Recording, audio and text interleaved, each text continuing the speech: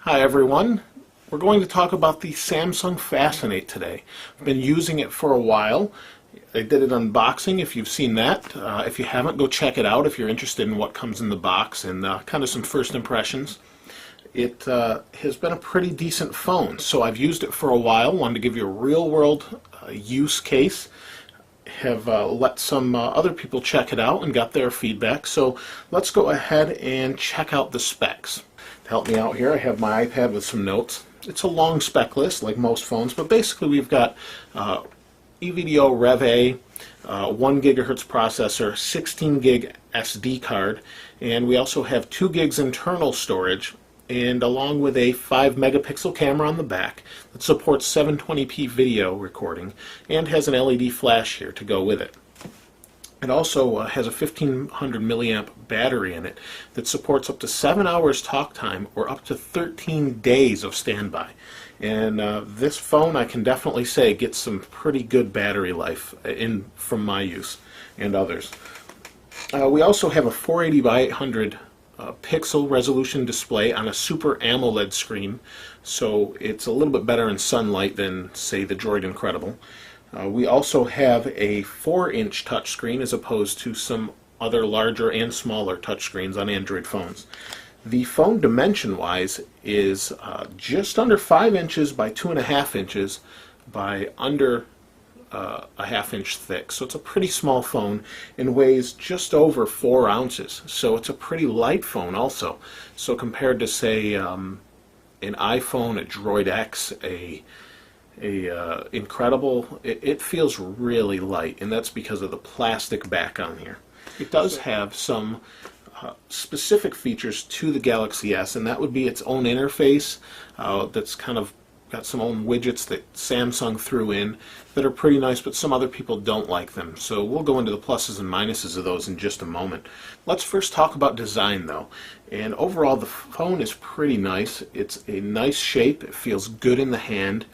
It is plasticky because the back is plastic. This is a removable plastic cover, and I can show you that it comes off very easily. But it won't just fall off. You've got your battery, your micro SD slot there, and your camera.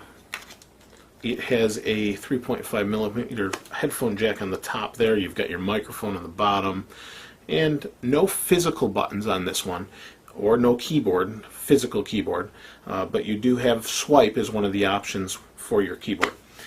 Overall though, aesthetically the design is nice. You've got your volume rocker.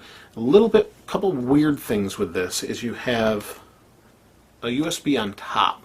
Not sure I'm crazy about that because I kind of would rather have them put the sleep wake button, which is on the side, up on the top. It just seems to make more sense after holding something like a Droid X, an iPhone. I mean, you name it. Most phones have the sleep wake on top, and you get used to hitting it. And when you put your finger there and you're used to that, it's going to feel awkward. If this is your first Android phone with like a sleep wake button or smartphone with sleep wake, it's going to feel completely natural to you to have it on the side. But just thought I'd bring that up if you're switching from another phone. It's just something to get used to, not necessarily a bad thing, but my preference would be to have it on top. So let's go into the UI a little bit and talk about what Samsung has done to differentiate their phone compared to some other Droid phones. Some people have actually commented on the other videos that I've made that they don't like the Samsung Fascinate and that it makes it too iPhone-like. They've added some round icons to go behind the application icons that you get with the normal Android phone. You have lots of different little UI tweaks and things that they've done within the phone to make it a little bit nicer or pleasant to look at experience. In the notification in the top of the phone, you actually get a drop-down that also includes your emails and things like any other Android phone, but you also get the option to have things such as Wi-Fi and Bluetooth within the phone right there at the top. And that makes for a really nice experience and easy access to simple options that you might use every day. Maybe to conserve battery life, or you want to hook it up to your car, Bluetooth, or whatever, or a headset. You have that. When music is playing, you also have music displayed in the notification bar, which makes this really quite a nice experience. And why hadn't someone done that before or thought of that before as a stock add-on for the phone? The UI also includes swipe that some other Android phones have, but it makes it really quick to type on once you get used to it. It takes a little bit of time, but it's really a nice experience once you've used it, and saves some time typing, and I don't know, overall I think it's a pretty cool idea. You do have some downsides to the interface though, with things such as the iPhone likeness to it. Some people are not crazy about the iPhone similarities in the phone, and feel that if you want those, go get an iPhone. Why would you put these in a Android phone? It's it's supposed to be different. Well, this may either be a good thing or a bad thing to you, but you may want to consider that when using it. A couple of bad things is, why the heck would you include Bing as the default search engine and only option within a Samsung phone that works on a Google platform? What are they thinking? I mean, really, it's really kind of an odd choice, and why they put it in there, I'm not sure why, but they did. The touchscreen on the phone is quite good, and it's better than some others. When you're browsing and you're doing pinch to zoom, it's quite responsive and works very well. And I think it's as good as any other phone I've used that has a touchscreen, any modern touchscreen phone. It responds very well. Overall, I think it's a great phone. I've actually had one of my brothers use it for a few days just to say, what do you think of the phone overall? And got some good response out of that. I've yet to hear anybody say they don't like the phone. That goes from anyone I've just said, here, check this phone out, or my brother, for instance, used it for a couple days and found it to be a great phone. Wants it back, but it's going back to Verizon, so can't really help him there. But I like to get a couple different opinions on the phone, and honestly, I have had the most positive response from the Fascinate that I have from any Android phone I've ever shown anybody. That includes the Droid X and the Droid 2 and all the different phones you've seen on this channel. So pretty positive experience. I don't think you're going to be disappointed if you go with this phone. But there are some cons to the phone as well. The first thing would be the Super AMOLED screen isn't the best in sunlight.